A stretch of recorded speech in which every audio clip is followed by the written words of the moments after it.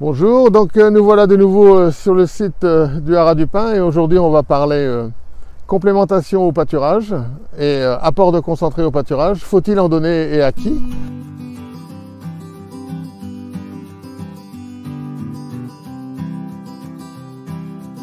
Rappelons-nous que l'herbe est une ration naturellement complète et que de fait c'est le seul fourrage qui se suffit à lui-même, en conséquence de quoi on peut nourrir des vaches qu'avec de l'herbe, tel que vous le voyez dans cette parcelle où les vaches sont entrées hier.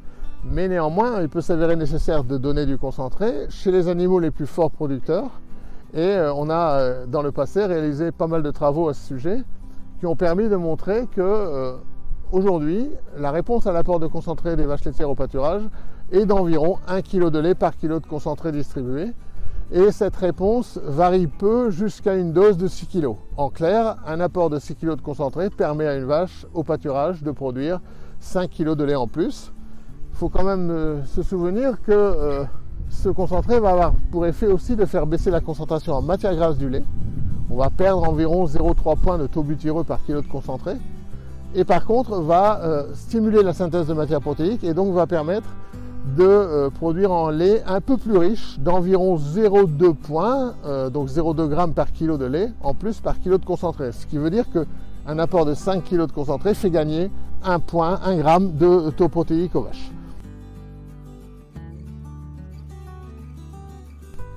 Ce qu'il a été aussi bien montré dans le cadre de nos travaux, c'est que cette complémentation, elle pouvait être simplifiée et distribuée de façon constante entre les vaches.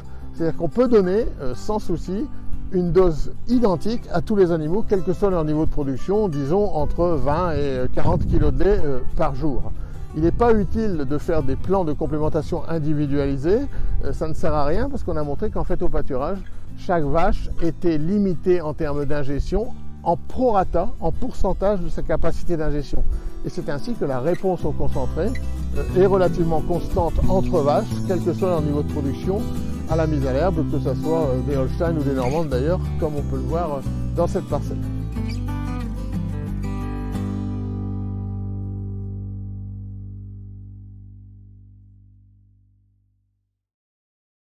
Le concentré au pâturage, certes, permet aux vaches de faire un peu plus de lait, mais permet aussi, il ne faut pas l'oublier, de reprendre du poids et de l'état, puisqu'on a bien montré qu'il y avait une partition de cette énergie supplémentaire apportée entre la production laitière et la reprise de poids et d'état. En fait, pourquoi les vaches finalement ne font que 1 kg de lait par kilo de concentré, alors que sur le papier, 1 kg de concentré devrait théoriquement faire 2 à 2,1 kg de lait en regard de sa valeur énergétique? Eh bien, cette réponse, plus que à moitié plus faible que celle que l'on attend, est associée à deux phénomènes concomitants. D'abord, le phénomène de substitution. Quand on va donner du concentré aux vaches, elles vont commencer par manger moins d'herbe. Environ 0,4 à 0,5 kg d'herbe en moins consommée, ce qui fait que le bilan de l'apport de concentré n'est pas de 1,1 UF, mais de seulement 0,6 UF.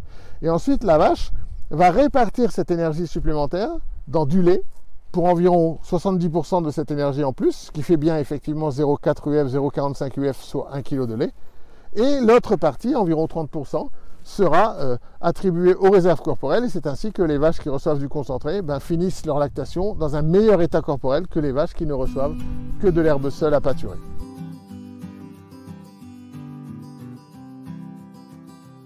Une fois que l'on connaît ces réponses, dans un souci de réduction des coûts de production et notamment de réduction du coût alimentaire, puisque, comme on l'a vu, l'herbe se suffit à elle-même, il peut être intéressant de raisonner l'apport de concentré et d'essayer d'utiliser des doses faibles, mais à des moments opportuns. Et c'est tout l'objet de cette expérimentation triple XL dont on a déjà parlé dans les épisodes précédents, où on va essayer de voir à quel moment dans la lactation un apport limité de concentré peut s'avérer très pertinent et à quel moment il sera moins intéressant. Et c'est la raison pour laquelle, outre un lot de vaches laitières Holstein, Normande ou Jersiaises qui ne reçoit pas de concentré, 3 autres lots dans cette prairie reçoivent du concentré à différents moments de leur lactation, soit durant les 100 premiers jours, soit durant les jours 100 à 200, soit durant les jours 200 à 300. Notre objectif ici est de mieux comprendre ce que les vaches font de ce concentré en regard de leur race, mais aussi en regard du moment de la lactation auquel on l'attribue.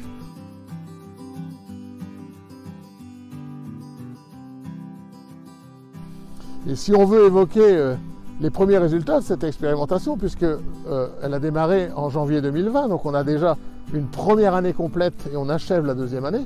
Ce que l'on peut dire, c'est que tout d'abord, la réponse de 1 pour 1, elle est largement confirmée lors des 2 premières périodes du début de la lactation, entre J0 et J100 ou entre 100 et J200, c'est-à-dire les lots C1 et C2. Grosso modo, la réponse au concentré est toujours d'environ 1 pour 1, avec là aussi une baisse du taux butyreux et une légère augmentation du taux protéique. Il semblerait que la réponse en fin de lactation soit moins importante, plutôt autour de 0,6 kg de lait par kilo de concentré apporté. Et cette réponse moins importante se traduit en fait par une reprise d'état plus conséquente chez ces animaux en fin de lactation. C'est-à-dire que la partition dont on a parlé précédemment, elle se fait un peu différemment en fonction du stade de lactation. Alors ces résultats seront bien sûr à confirmer et surtout, une des questions associées à cette expérimentation est de savoir si cette complémentation va influer la fonction reproduction.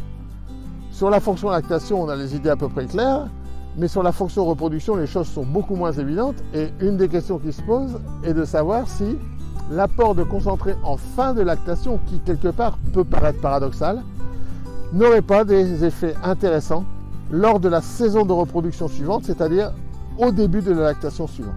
Et ça reste une question puisque l'expérimentation va durer 6 années.